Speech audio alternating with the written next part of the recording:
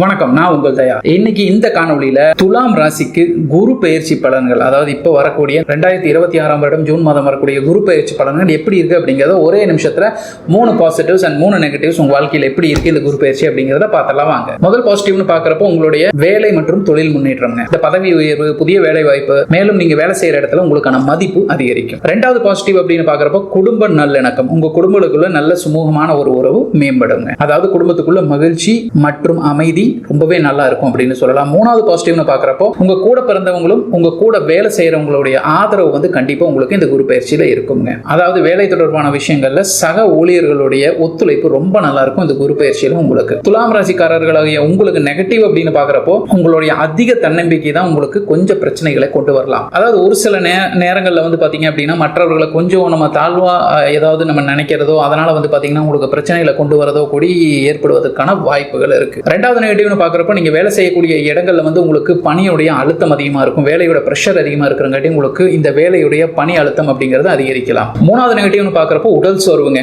இந்த காலகட்டங்களில் குரு பயிற்சி காலகட்டங்களில் நீங்கள் அதிகமாக டிராவல், அதிகமாக இல்லை சின்ன சின்ன குட்டி குட்டி டிராவல் வந்து நீங்கள் பண்ணுற மாதிரி இருக்கும். அதனால் உங்களுக்கு உடல் சோர்வு ஏற்படுவதற்கான வாய்ப்புகளும் இருக்கு.